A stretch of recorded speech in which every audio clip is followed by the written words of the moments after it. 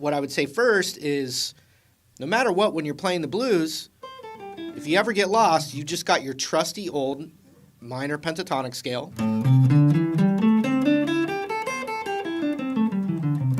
You've got your blues scale, which is just adding a note.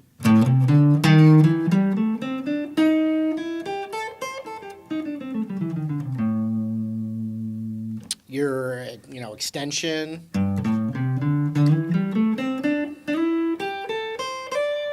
This little box up here is amazing.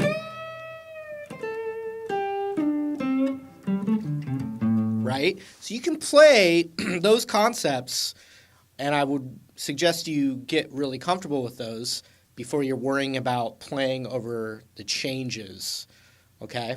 Because that's kind of what, because that's what's going to kind of get you through everything, and I use that as just kind of my backdrop. And then, more than anything, your ear is going to be able to eventually hit those sweet little notes in there that will emphasize each of the chord changes.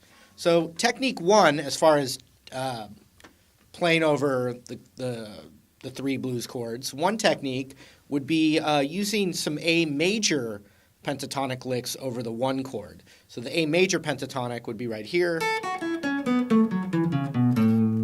or this little box. You should know them for this lesson. Go back and learn them if you're not that comfortable. But a real cool spot for it, where we're still kind of in this A box here, would be 6 right there, and then 5, 7, and then 5, 7. And so one technique could be playing more A major pentatonic licks whenever it's on A7. And then when it's on the 4 chord, you play the A minor pentatonic and as well as the blues scale. And that contrasts the chord changes, and it sounds real good, and it sounds traditional. You hear a lot of guys do that, okay? So, okay. And then when it's on the 5 chord, you can actually do either scale. But I'd say for this first concept, play the A major pentatonic for the 1 chord, and then the other 2 chords, you're going to play the A minor pentatonic scale. So that's the 1 chord. It's major pentatonic. Now I'm going to go to that A minor pentatonic. Back to the major. Now the 5 chord, back to the minor.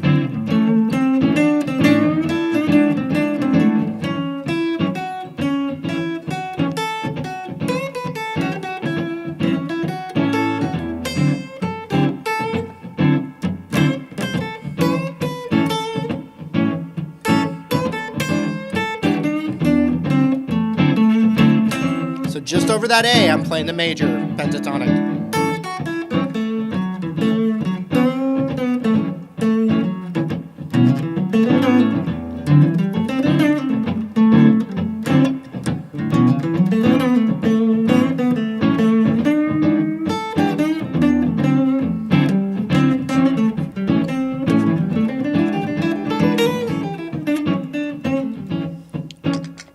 So forth and so on. And if the more spots you know how to play that major pentatonic, the more diverse your licks can be, and as well as the minor pentatonic. So that's just one kind of basic thing that you can work with. Another thing that I want to show you now, though, are the arpeggios for the chords, because those are the strongest notes. It doesn't mean the arpeggio in the blues. Just because you know the arpeggio, it doesn't mean that you're just going to play that arpeggio as your solo now. Not at all. One, it's just really important to know, to expand your knowledge of the fretboard. But then also, even just visualizing the arpeggio will at least show you the most strongest notes that you can emphasize and play melodies around. So for this A7, and for those of you that don't even know what an arpeggio is, it's just when you take the notes of a chord and you play them one at a time instead of all together. So like an A7 chord is this. The simplest arpeggio of that would just be, just going. But what I'm going to show you is a way to actually pick it through. Middle finger on the root. So that's the 5th fret. Sorry. So we got 5, and then we've got 4 on the A string, and then 7 on the A string. That's just a major triad arpeggio right there. Then index finger onto the 5th of the D to 7. That is an A7 arpeggio. Then 6 on the G. Then 5 on the B. Then 8 on the B. And then the root 5. And we'll just stop right there. So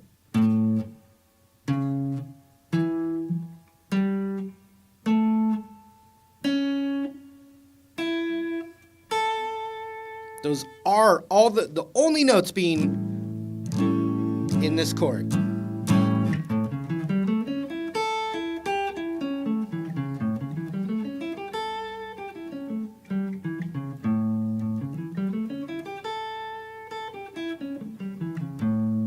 But when you're doing a solo, it doesn't mean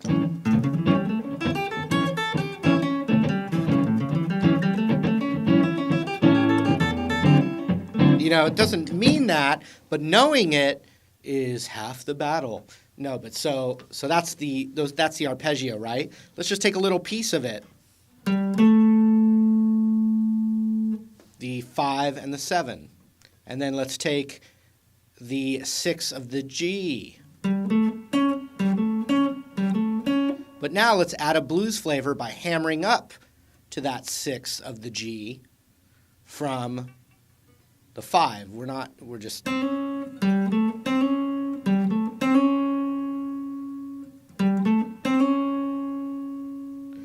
Okay.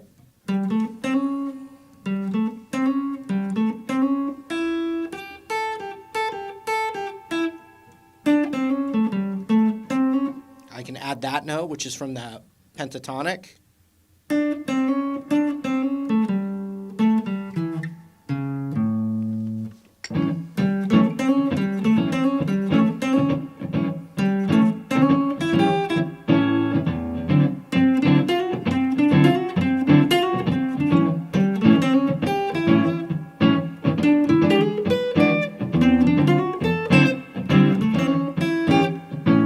So not thinking of one scale anymore, I just went up and played that same arpeggio shape that I was doing for A, and I went up and did it where it was for the D7. Instead of the D9, I just did right here. And then the E.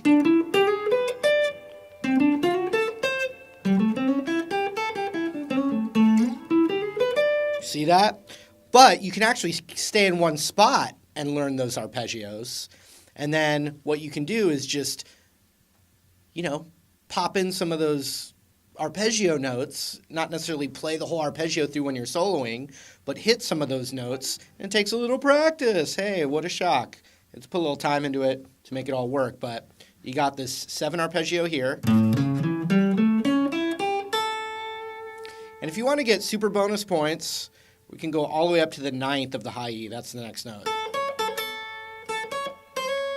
And you can slide into it too. Sorry. Fail. Hey, it happens to be that same hammer-on note.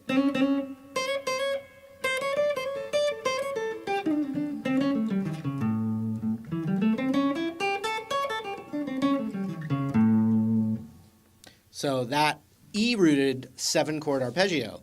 Let's do the D7 arpeggio, but we're going to just do it right in the same position. That way, we're not even having to move around to kind of know where those emphasis notes are. And some of them are not in that A minor pentatonic. The arpeggio would be, it starts the same way. You got the root right here, 5th of the A string, 5, 4, 7. So it's scooted over. The A starts here. Check out this bass line. Hey, arpeggios. So let's get back to the D. D is the root. 5, 4, 7, 5, 7.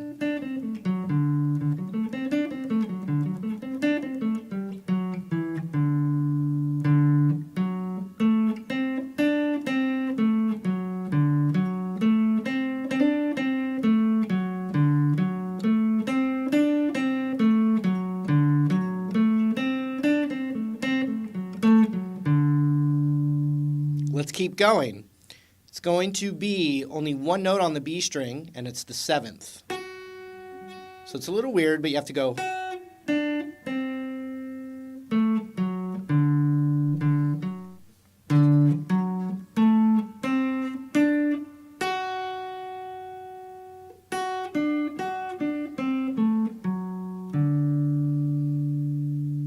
Then to finish it off, we want the 5 to the 8 on the high E.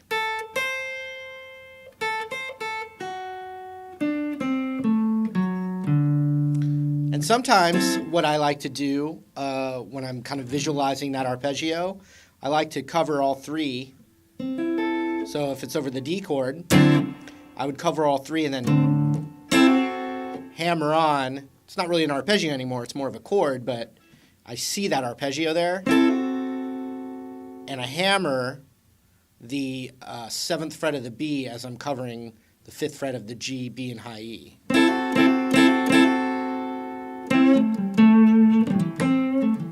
Now, one thing, Sorry, I was talking. One more time. 5, 4, 7, 5, 7, 7, 5, 8.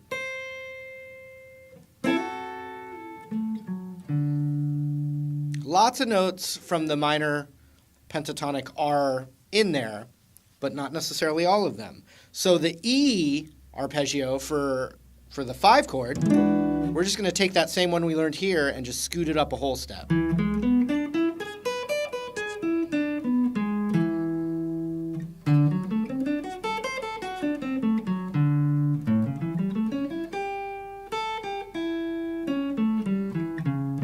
So watch, I'll play through the basic 12-bar blues, only using the arpeggio. No backing track, nothing, right? Just as a practice tool.